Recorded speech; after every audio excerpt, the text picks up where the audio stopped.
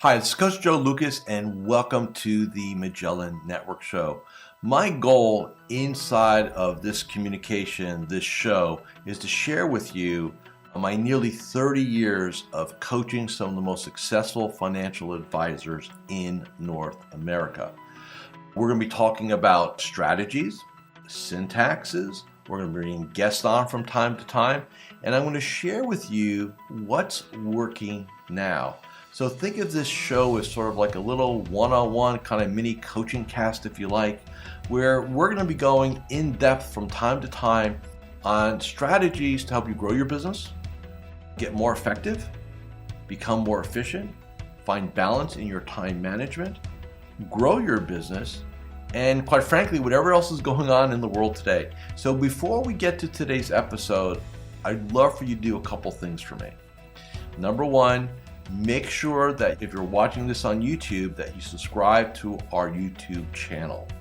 If you're doing the audio, make sure that you give us a review on whether Spotify or Apple. We'd really appreciate that. And quite frankly, that does help. It does matter when you rate things and like things and subscribe to things. It helps us get the word out to more of the industry. And lastly, I have a very special gift for you. Go to MagellanNetwork.net, so one word, MagellanNetwork.net, and I have for you a complimentary membership, 100% gratis, where you can tap into about between 50 and 75 hours of masterclasses, forms, tools, templates, and strategies. So please go ahead and make sure you go ahead and get that claimed. Smash the like button and subscribe. And please go ahead and leave us a review on whatever podcasting platform you're on. And now, let's get to this week's episode. Hi, it's your coach, Joe Lucas, and welcome to this very special episode of the Magellan Network Show. Hey, for you guys who've been watching and listening to me for years, we have a very special treat today. We actually have a guest. I want to introduce everybody to Carmine Corino, founder of Cornerstone Planning in Fairfield, New Jersey. Full disclosure, Carmine is a personal client of ours. He is also a member of our Magellan Empire Group, and he's also a very good friend of mine. So Carmine, welcome to the show. I'm glad to have you here, brother. We are here to talk about your new book, co-authored with another personal client of mine, Daren Blonski, and we'll get Daren on the show in a couple of weeks. I want to start off by, first of all, welcoming you to the show. Thanks, Joe. Great to be here as always. And, I hear your voice every morning in your videos. So this is just par for the course for me. So yeah, great to be here. Thanks for having me. Great. So before we get into the book and your journey and how you founded Cornerstone and your philosophy, which I'm sure everybody's going to be really excited to hear, I want to kind of, I think it's really important. We're in the people business, and it's kind of interesting. A lot of the very successful people in our space, they didn't start off at 6 or 7 years old deciding, oh, I'm going to be a financial advisor and I'm going to study statistics in high school and economics in college, and away we go. Most very successful people have a very unique journey. So I want to start with some background. So it's like 3 to 5 minutes, whatever you Hmm. like to do. Tell us about Carmine Corino. Give us your story, where you were born, where you went to school, what you studied. Give us the journey, and then we're going to pick it up once you become an advisor. So very non-traditional path. I would say I grew up in northern New Jersey, about as a crow flies, maybe 8 miles from Manhattan. It still takes 2 hours to get there. Graduated high school, knew I did not want to go to college. School was not my thing. All transparency. I barely graduated high school because it just wasn't interesting to me at the time. Mhm. Got a job right out of high school with the phone company. My dad worked for the phone company here, got me an interview. I took the job and I started August of 96, right after I graduated high school. So fixing telephone lines and telephone poles and manholes, that was my gig until I started with, typical, I guess, path in our industry was I started with an insurance company Yep. in 2003. And that was my entry into the financial services realm. And being in that insurance environment, that constrained environment, which a lot of the info was in the book. I walked through my journey, but being an Mhm. advisor in that kind of environment became more and more difficult over time, obviously, and led to my departure in 2020.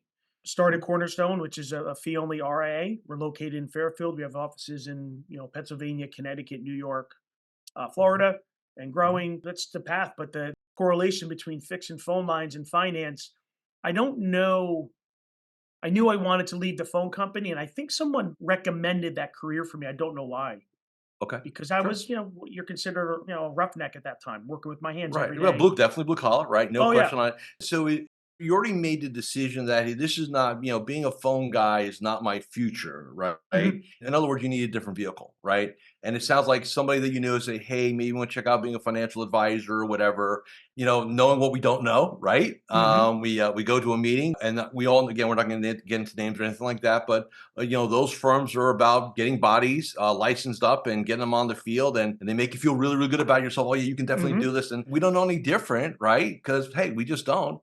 And there. So let's talk about the first 5 years of your Mhm. career. So when you're at this place, what was your approach to business for the first 5 years? Just talk to us about it. Because you just made a Survive. comment, I'll put the work in, I'll do. So were you an Mm. effort guy? So talk to me about how you approached the first 5 years of your career. So interesting. When I started, it was in 2003.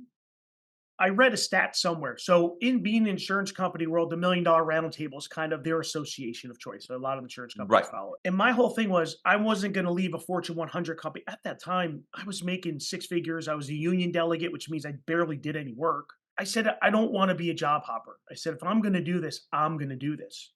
Hmm. And the manager at the time was a good friend of mine and was trying to talk me out of it because he knows the retention rate. He said, "Hey, are you sure? I don't want you to leave this job and this doesn't work out." And the more I heard that, the more I'm like, no, I need to make this work. And I read a stat, $1 million roundtable said that if someone hits their membership level their first year, there's a Hmm. 99.5% retention rate that you're in the business That forever. you're going to be successful. Right. So Okay. I started in November of '03. And in 2004, I qualified for the $1 million roundtable my first year. Mm. Literally, New Year's Eve with my girlfriend, my then girlfriend, now wife, New Year's Eve at a resort on the phone with the service center, making sure that piece of business got processed. So going back to effort, we followed a 25-point daily system, right? Calls, referrals, if you wrote any business, Yep. I still have them. Mm. And a common friend of ours brought up that he has his clients follow a point system. I go, you kidding? 21 Wow. years ago, I followed a point system my first year. Yeah. And Yeah. all I had, now remember this, $67,400.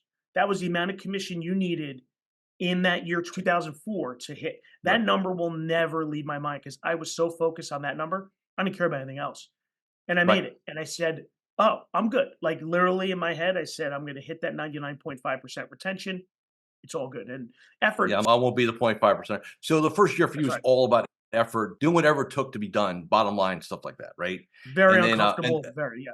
yeah. And so for advisors who are just kind of starting out, again, that's why we're doing this journey thing. Mhm, So for advisors, the first 5 years, I think, and I don't want to say this generation, because I don't want to get caught up in that game, but I think advisors and I think firms undersell the first 5 years how uncomfortable you have to be to mm, really truly be successful. It's almost like, well, just work a little bit or work hours, whatever. And I don't think they really understand the true nature of the first 5 years. So year one, hit MDRT, and so in your mind, hey, your belief set is okay. I crossed the Rubicon. I've got a 99.5% of being now really successful, right? I've validated what I want to do. So then the next 4 years, what did you do? Kind of the same approach, or did you alter your approach? the effort didn't change. I started getting smarter about business. I hired staff immediately. Okay. I hired my first staff person. I think I was 6 or 7 months in the business. I had a cubicle, Mm. so we would share the cubicle. Hmm. Until I Hmm. actually paid rent and got an office. My thought process changed a bit, and the effort never waned, but the effort to do different things were increasing. So what I have found in that insurance company, they would just want you to sell insurance. Right. And I got into that saying, I want to do financial planning because one of the people I shadowed before I made the decision, he was a true financial planner like what we do today. Okay. He was meeting with clients, gathering data, presenting solutions. It wasn't a stockbroker or insurance salesman. Hmm. So I got my CFP. What's funny is that I wanted to get my CFP. My manager at the time, my good friend says, why would you want to do that? And Right. in my head, I'm like, why wouldn't you want to do that? There wasn't a single person who's a CFP in that office Mm. and nobody was charging fees for planning. And in 2005, I charged my first fee. I already knew at that point that fee-based planning is what I wanted. Right. So the oil and vinegar started mixing right at Jump Street. but a very low amount, let's just say. And that amount just kept on getting bigger and bigger every year after that. But the first five, And I started shifting priority. not going to college, but back then you could take the CFP course with enough hours without having to have that degree, basically. So you were, So, I'll say lucky, but you didn't have to go through the additional steps of oh having to no, go I back was and go. lucky. I was Okay. lucky because in '06 is when they changed the rule. You needed a bachelor's degree. I'm sorry, end of Right. '05. Right. So from October of '05 is when I started studying for the 6 prerequisite courses. Right. I took my board exam July of '06. I did all the prerequisites and the board exam July of '06 Mhm. because they said, "Hey, if I fail," that was the last year they were gonna give The somebody without a different grant, bachelor's yeah, the degree. opportunity. Sure. I had November to back up. I Hmm. wound up passing it in July. Literally in '06, Alexis and I were going on our honeymoon, and I'm shoving one of the CFP books in my suitcase. She goes, "What are you doing?" Hmm. I said, "Well, I gotta study." She goes, "No, no, no. A week with no studying," right? So I Right. was a smart husband. I took the book out, enjoyed our Right. honeymoon. Good. But yeah, I mean, it was days of studying. Back then, it was a 2-day board exam because I barely graduated high school. So how did you pass in the first time? I just wanted it. I Right. just wanted it You more weren't than the bored. guy. That's right. Good. So all that happens, right? We journey through now. Mhm. So now I think this is when you and I come together about 2000 and let's see, it's 24, what 16 2018, maybe? 16, yeah, Yeah. 2016ish, right? Yep. Referred by a common friend of ours down in Mhm. Atlanta, right? Meredith. Yep. So you and I start having our conversations, and at that time you're still, pretty much 80% locked in on the insurance, but there was a change in you. So walk us through a little bit, kind of how your thinking started to change over time in terms of thinking about, am I in the right place? Am I conflicted? Like, because you and I have had many conversations about this over the years. We'll talk about the Africa trip in a little Mhm. bit. Talk about how you start to look at things a little bit differently, and how you're starting to think a little bit differently about what you want to do with your future, and how you want to, be in this business long term, in essence. For me, it was events happened over time. Yeah. We've helped liberate dozens of advisors out of these constrained environments to go independent. Sometimes it's one event and like, I got to get out of here. For Hmm. me, it trickled. Hmm. And one of the trickles was that CFP disclosure. So I became a CFP. Great. At one point in time, I had to hand a form to a client stating, "Hey, just to FYI, I have what most would consider a conflict of interest because the company I work for, I get paid to sell only their products." Right. So it's like, Hmm. well, how does this make sense? Right. Right. And then I'm on the advisory board for this insurance company's RA for 7 years, my last 7 years there. And they measure the effectiveness of the RIA separately as an entity by how much money left the platform and funded core product in the insurance company. And I Hmm. said, well, if you want to grow as a firm, what firm measures their success by outflows? I said, well, Hmm. that doesn't make sense. And these little things really started building up and building up and building. And then the straw that broke, by the way, I had a foot out the door years before that. But because of relationships internally, we're going to change things. Don't worry, we're going to change things. And when the change came, it was not what we anticipated. They kind of strung me along for a year and a half, and Right. then they quadruple. So basically, to maintain the payoff for me and my team, we had to do a minimum of core business, which was very easy. The products weren't bad, and clients need insurance, by the way. But I Right. hit that we did the minimum that we had to do, and the rest of it was advisory business we did. And then they 4x that number. Hmm. Literally 2 days before I was leaving on a 19-day sabbatical to Africa with my family. So Yep. I had 19 days of no internet, Yep. no TV to think. Yep. And I don't interrupt, but I remember before you left, you had called me yep. and you had let me know about the new rules that were being in place. So this is in Mhm. July of that year. And I remember you said to me, like, hey, I'm going to go away and I got to really do some thinking while I'm away. And Yep. that's what I'm going to do. Right. So you go to Africa, 19 days, body cell phone coverage, internet Mhm. coverage, stuff like that. Right. So in Africa, can you remember the moment when your decision was just clear? Like it came to you, like, this is what I must do when I return. Do you remember that moment? Tell us about that. Detachment is a superpower. Jocko says it all the time, and I detach Yep.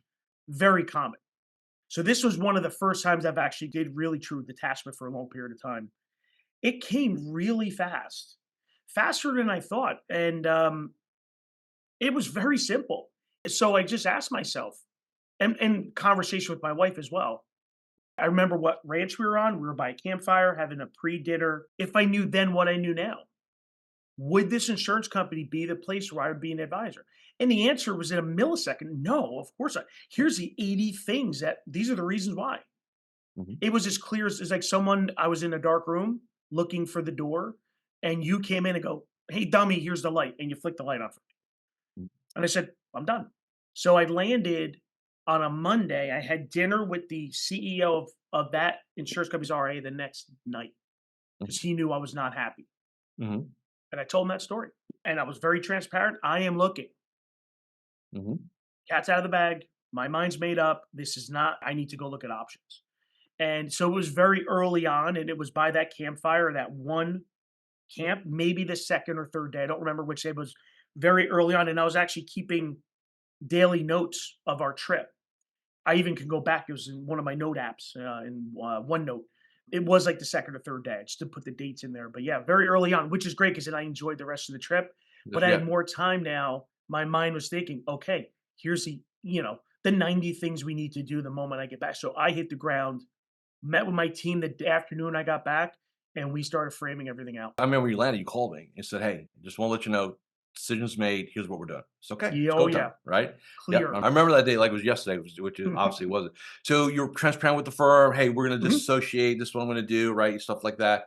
And then there was a period of time where you're still associated to the insurance company before, because again, nothing's instantaneous in this game. mhm. So how did you approach that? Knowing that you didn't now have just one foot out the door, but you had both feet out the door, and the rest of you was following along, and you're going to take your team with you, right? Yep. How did you emotionally navigate that such an incongruent existence professionally, right? Because in other words, your business card still says, in other words, you're still living in your past, knowing your future is going to be totally Mhm. different. And everybody has this gap in this transition, right? Where they're like living a false life professionally, right? As we like to call it. How do you emotionally navigate and kind of work through that in that That's window of time? interesting. So I know I got home July of 19, and I believe the rest of that year I onboarded maybe one or two new clients. The year Hmm. after that, our exit was in May because COVID had happened. It was supposed to be in March. And then the SEC, they were working remotely. Our attorney could, it was a mess. So we left in May. And I didn't onboard a new client till the end, almost July, so the end of June Hmm. or early July. So for just about 6 months of the next year, I didn't onboard a single client. My focus was solely on the transition, make sure our tech stack was proper. We Yeah. had to hire new people, like it was bedlam. Yeah. And I equate it to, I say this all the time. It's like trying to work on an engine while it's running is impossible. You got to Hmm. shut down, and when you're transitioning to an empire where we now have, 31 pieces of technology that all talk to themselves, that takes time. Yeah. And you can't do both. It wasn't that bad of a emotional drag on me. I know what my identity was. Hmm. So there was not really an emotional conflict for me during that time. It was more of it's all hands on deck. And we traveled, we met with all the vendors, and it was very busy time. Yeah, I remember that because the time we were in one of the other masterminds, we had visited down in Fort Lauderdale, like a week before the world shut down. So then resignation day comes. It's May, right, of 2020. Here we go. And firms being the way they are, they hug you out the door, they give you the gold watch, a nice dinner goodbye, right, stuff like that. Wish you nothing but the best, and off you go. And you and I both know that's total BS. That's not how it I was went. about to say, is that what happened with Yes, me? this Because is that your story. doesn't sound It's somebody familiar. else's story, right? So, look, we don't want to go too deep in this because we want to talk a book, and we have time to do Mhm. all this, obviously. But you had to overcome what I consider to be a pretty large mountain, out the door with the Mhm. firm. So, without getting into too much details, kind of those confidentiality agreements and settlements and stuff like that, but just kind of I want you to elaborate a little bit to whatever level you want to that window of time where, it wasn't the gold watch and the hug, it was Mm. the exact opposite of that. So walk us through how not just because you didn't do an okay job. You did a great job because I was with you along the way on this. You did a great Yep. job navigating that professionally, emotionally, added from an attitude standpoint. So kind of walk us through your thought process when all this stuff was rolling around you. How did you navigate through it while you're starting your new firm? So this is Mm. all going on at the same time. So tell us a little bit about that time. Well, I'll tell you that it was a 16-month legal battle. And in that 16 months, this company's got money to burn, right? And I'm like, I'm in a little nothing. And I got served almost immediately that they were coming after me legally because there's one part in my, and the reason why, just to anyone that's looking to leave their firm, this was very personal. And I had some agreement with the company if I brought on advisors under my brand and I was responsible for training them and everything, they would give me an override. And if I left and those advisors left with me, they have recourse for what they overrides they paid me. And I was very well aware of that. The problem is two of the people that came with me were people that started their careers with me, and I don't leave anybody behind.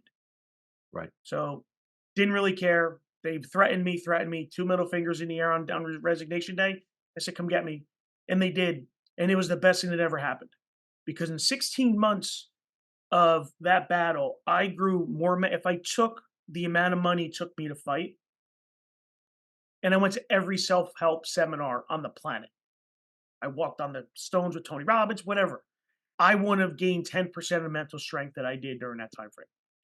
Mhm. I turned to I've been meditating for many years. Meditation and exercise was the daily medication. There were days where I'd work out in the morning, go to the office. We get some news, or I get another 1,000 pages of discovery. I tell my team, I'm going for a run. I'll be back in an hour. And I'll tell you, that's what got me through that. And it's in the business parts in the book on why I wouldn't, because I could have avoided not taking these two people, and they were fine with that. Mhm. They could wait their year or two, and as soon as you pass that time frame, whatever it was, you come.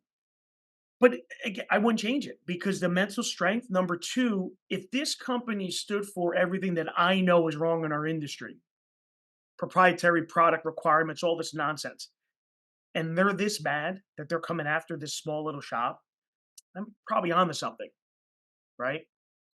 Right. And for me, that validation was crystal clear. I'm very fortunate. That was probably the worst thing I've ever had to go through in life when you're in it. But the day when it was done, you couldn't take the smile off my face because Mhm. it was worth every dollar and every moment of time in that 16 months. And I think Joe, you and I, we do what a monthly call. We were on weekly and two, three times a week, right? It was pretty frequent. You Lots, a were lot of stuff instrumental in going that on. one. Yeah, a lot of Oh stuff going yeah. on.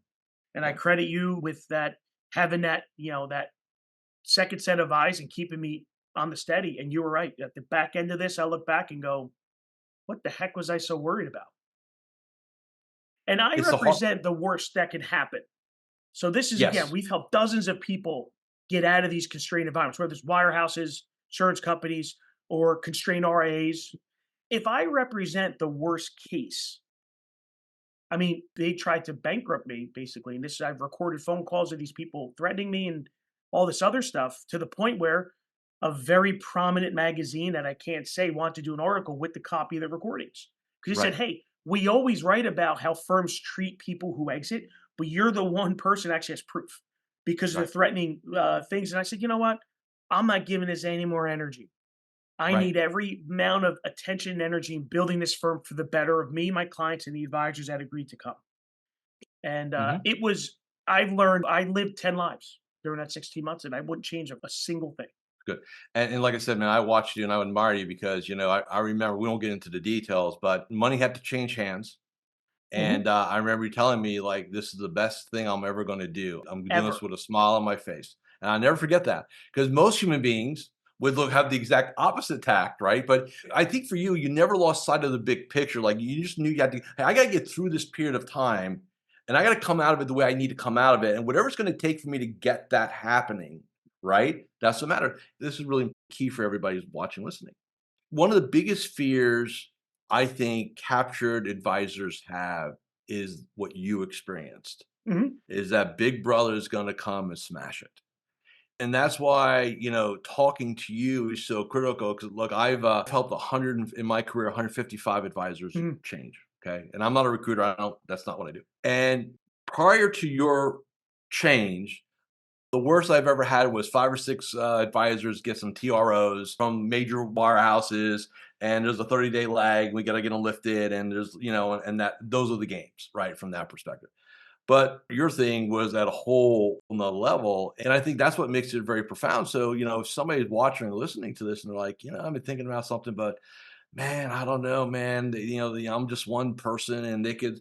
You need to talk to this man because he lived 1,000 times worse than anything that'll probably ever happen to anybody in their if they want to make a move. So I think that's really important. So we get all through that, right?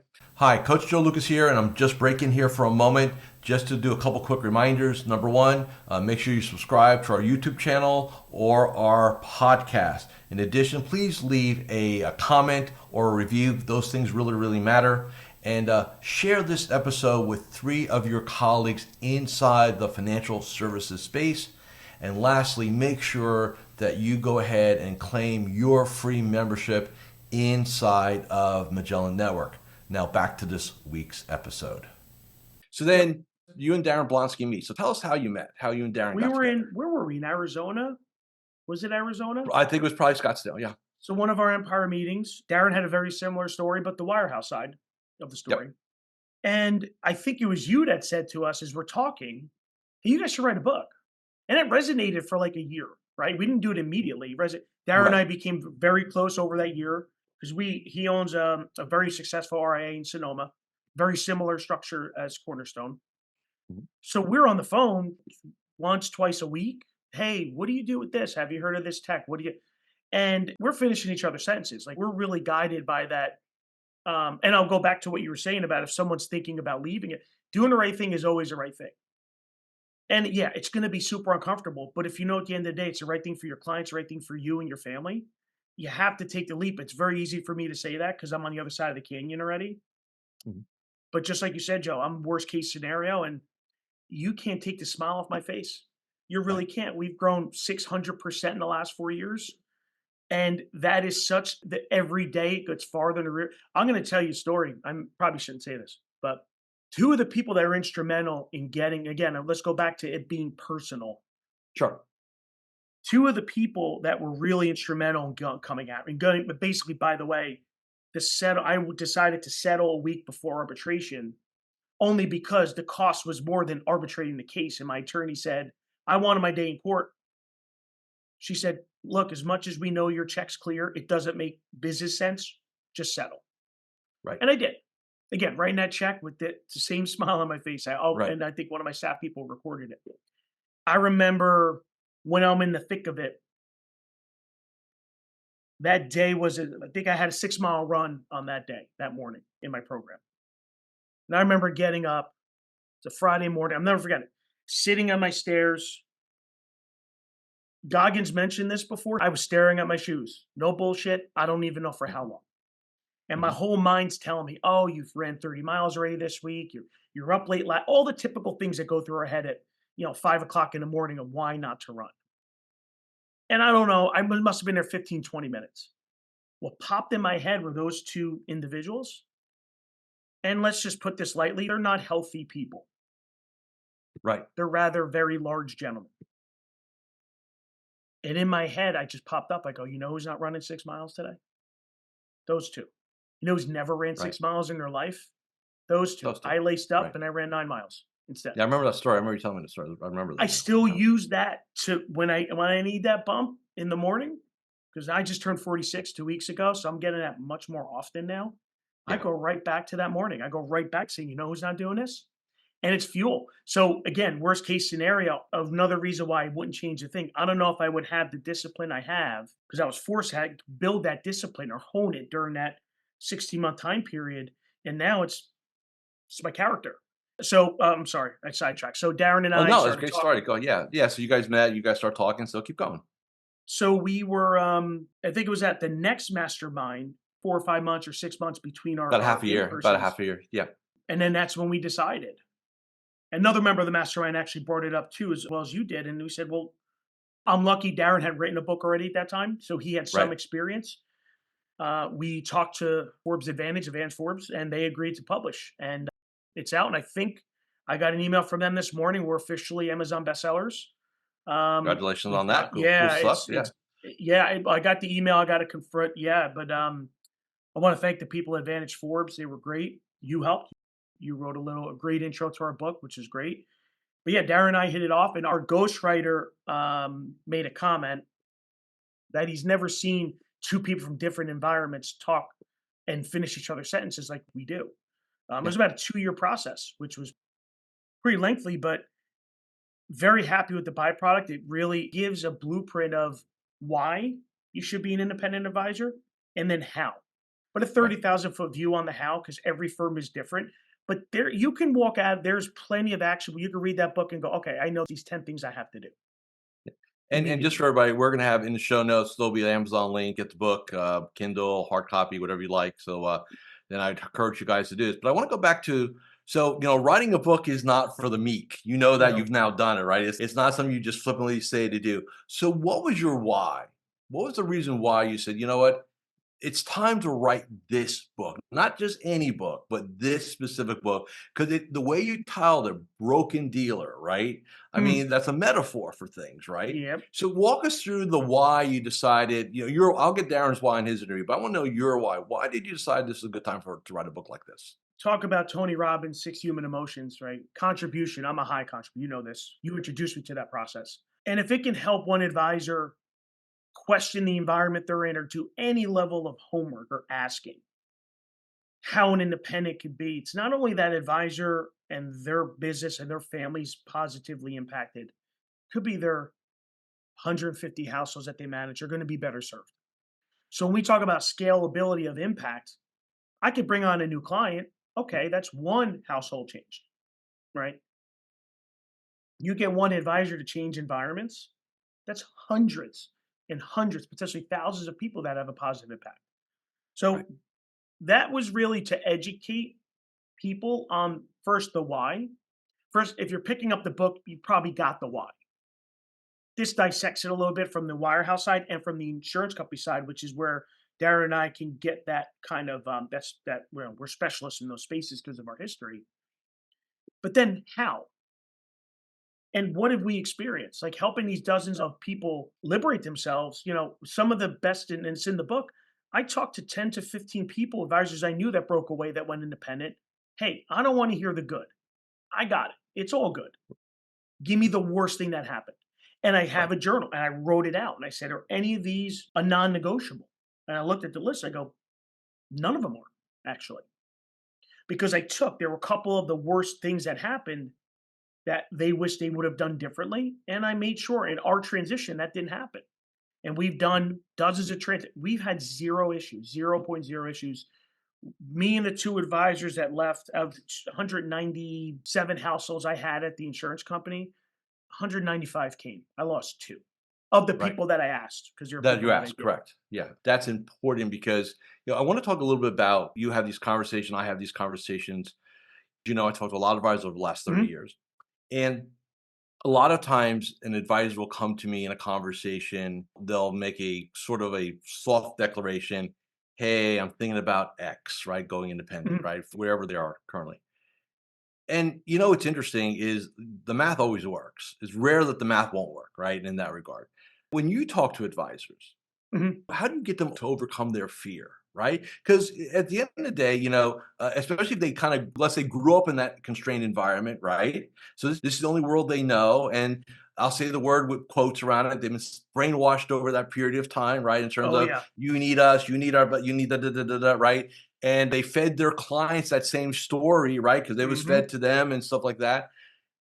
And so a lot of times, I always said this, there's two toughest decisions in this game. The first toughest decision is to be in this game, to become an advisor, right? Mhm. Like where you started, you grind out the first year, right? Make MDRT. Look, that is not a 9 to 5 gig 5 days a week. You and I No. both know that. That was living that game for the whole year, I was dating right? Alexis at the time, Yeah, and we had pockets of window, like hour here, 2 hours here to go grab lunch, go grab dinner. I didn't have a life that year, but I was willing to be that uncomfortable because it just needed to hit that thing. But no, it's not right, not easy at all. right. So that's the hardest thing to do. But the second hardest thing to do is make a move. Oh Right? yeah, It just did. Yeah. Yeah. So as I say, the 2 worst things you'll ever do is first one, come in and be yep. successful. Second one, then pivot into a different model. So when you're talking to an advisor, and you talk to a lot of advisors like I do, Mhm. and from our perspective, we go, this is like take the emotion out. The business case is 1,000% there. It's Right. rock solid.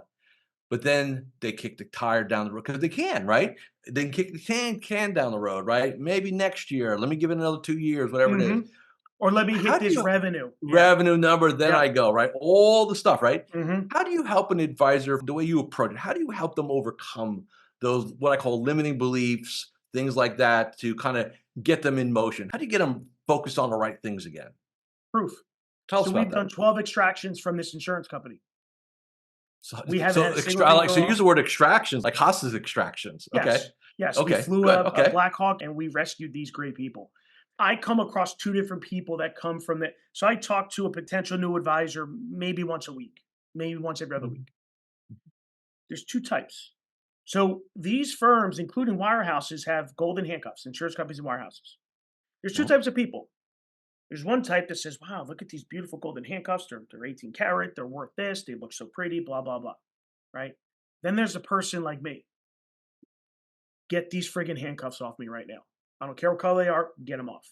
Within 5 minutes of asking questions and just ask some earnest questions and getting some feedback, I'll know which type this person is Right. because I've had hundreds of these conversations. And depending on that answer, there's going to be different things, different factors. Like one person asked me, where's your annual sales meeting trip? I said, well, that's the wrong question to ask, right? It really depends on the narrative, but proof.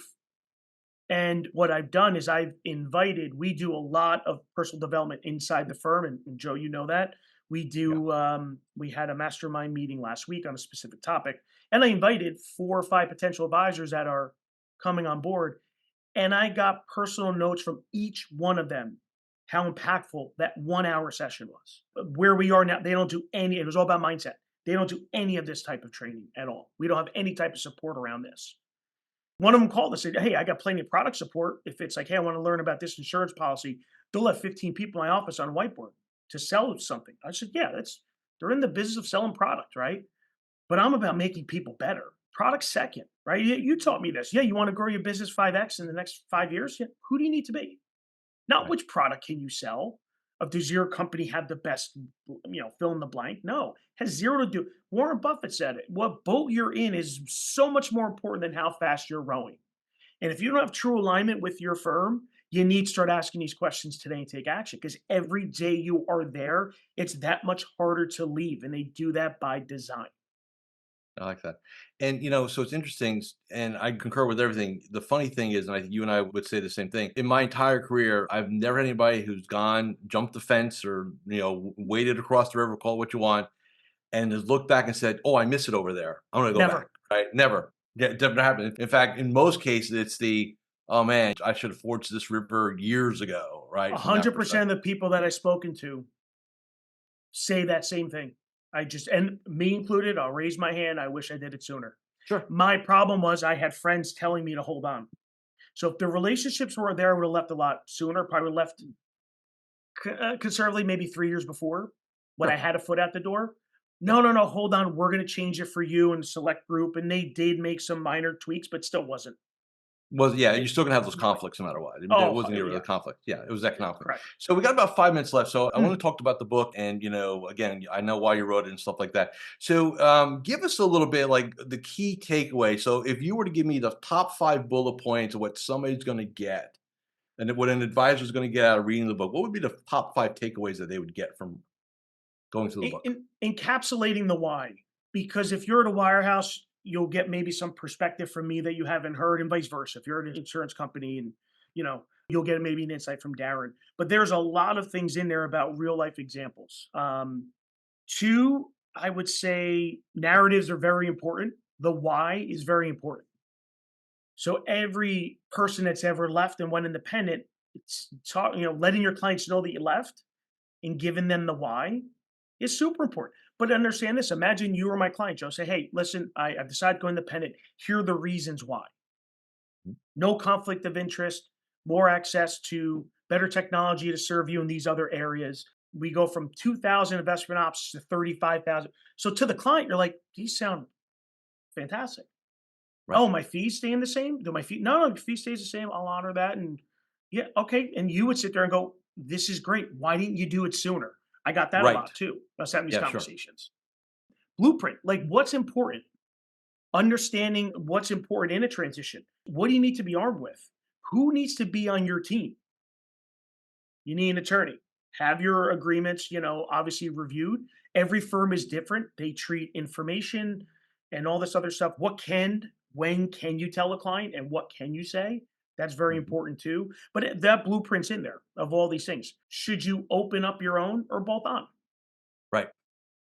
Now, and it's in the book, by the way, of the reason why Daren and I wrote it. Hey, if we get introduced to a couple potential advisors that want to leave and they want to bolt on, fantastic, right? But that's not the reason why we wrote the book. Yeah, it's not a pitch book, so to speak. Clearly Right. not a pitch at all. Right. But if we do get one, fantastic. If someone wants to Right. pick our brain about having to leave, and that's an offer I'll give everyone in Magellan. If they want to have a quick conversation of like, hey, look, here's where I am. Here's my biggest fear. What do you think?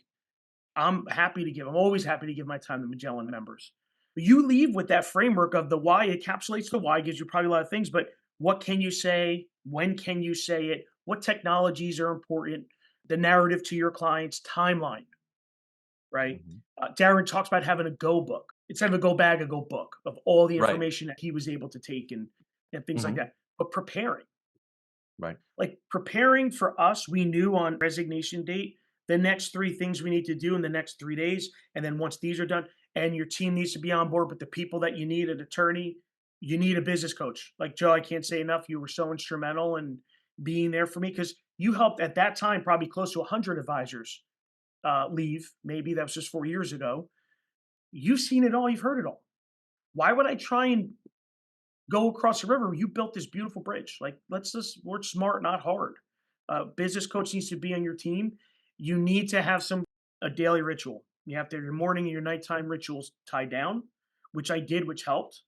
Came to everyday prepared because guess what? As prepared as we were during that time, the height of COVID, transition, the FINRA action that this company filed against me, I was on defense a lot more than I am today. Today, it's much more, we don't have that chaos happening, thankfully. But those things are so important. It's all in the book. It really gives people that someone that reads that book will have the basic framework of what needs to get done. I even say the 15,000 foot view, not even the 30, 15. But we didn't get in the weeds because every firm is different. Situation's different. Right. And the best thing I could say is at any firm, you know someone who's left. You know probably 5 to 10 people who have left and went independent. Call them all. Don't give the good. What is the worst thing that happened? What do you wish you did differently? Make a list. And if any of those are non negotiables, maybe you need to rethink and exit because maybe Mhm. that firm is fine. I don't know. But if they're not non negotiables, go down the rabbit hole even more. You will find peace somewhere in there.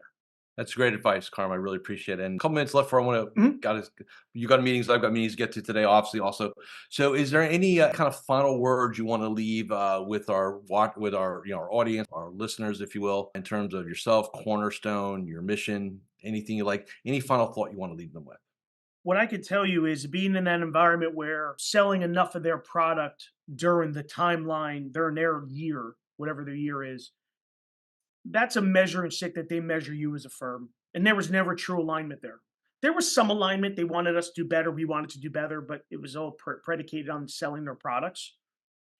And for me, I called it elevator music. So no matter where I was throughout the day or in the week, if I'm with a client with my team, I had this elevator music, but hey, you need to hit such and such by this date. That always played. It was low, but it was always Mhm. there. So I was forced to take on clients that were not ideal for me because they maybe just needed an insurance product to check the box. So when Right. we were leaving this constrained environment, I looked at my client list. I go, these are all product only clients. They never became advisory clients. They don't need the sophistication that we bring. I wouldn't ask them to pay a fee. They don't need it, Right. or they don't want it.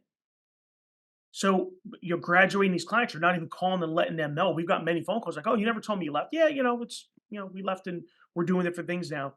That elevator music went away the day I resigned. And Hmm. I could tell you, if anyone thinks that, well, my situation is different because fill in the blank, it's not. Right. That's the key thing. It's not. Right. You need to go down the rabbit hole. And at the end, if it makes sense, there are advisors that need to be bolted on. They need that larger story. There's nothing wrong with that. Right. But for me, it was conflicted to have a sales quota and I'm acting as a fiduciary. That makes absolutely no sense to me. It wouldn't make sense to anybody. So for me, doing that right thing was the only guiding light I had. And I said, no matter what, hell or high water, we need to operate in an environment that benefits the client only. Do we make a living? We make a living, but not because we're trying to find clients that fit our mold or trying to shove product down a client's throat that maybe they don't need. but you got to hit that number or else you lose your benefits for your family or your payout gets decreased to a point where you can't pay your staff. I mean, it's the industry is flawed. And it's not just this insurance company, it's all of them. But at this point, I think it's your responsibility as an advisor to your clients to make sure that you're in the environment that's correct. I take that responsibility very serious. And if you're truly a fiduciary, you need to make that decision that your environment should be a fiduciary environment. One last thing, then I'm going to clear us out. Yes, sir. In your office, I know you have a sign above the door. Oh, yeah. First What's thing that? I did. What's the sign say? So this was a sign that I wanted to put up my old office, but the compliance person at this insurance company said, you can't put that up. Okay. So we built out a 3,800 square foot new space here, moved in 21. And the first thing we did, a custom sign made clients' needs above all else. Hangs right above my door. So when a client walks in, if they look down the hallway, they can see it real big above my door. It's on our website. But it was the first thing I ordered before my desk, before anything. I said, we had that sign at the old office. And the first thing we brought over and hung was that as a team. And that's very important to us because it represents the industry and how bad it was where we couldn't hang that sign because it denotes that we act in their best interest. Right. And to me, I'm like, that doesn't make any sense. And yeah, just hanging a sign saying, hey, client, we're going to look out for you. It's allowed on our side. It's not allowed on their side. And that to me, again, was another point of like, well, that doesn't make any sense. Right. So yeah, proudly Thank it you. hangs. Yep. Yep, I love it. So I want to say thank you for your time today. Great story. I appreciate you, and I'm grateful for you for giving me the privilege of being your coach and being along, riding shotgun with you on this journey, which is still unfolding as we go. For Yeah. all of our listeners and all of our viewers, again, I'll see you guys next week for our next episode. And with that, Carmen, thank you so much for your time. We'll have all links to everything here below, and see you guys next week. Thank you for watching or listening to this episode of the Magellan Network Show. Hey, if any of this resonated with you, I invite you to come to MagellanNetwork.net, and we have a powerful group coaching community of like-minded advisors. Come in for a trial. You and I will have a one-on-one conversation. Let's see if I can help elevate your game, both personally and professionally.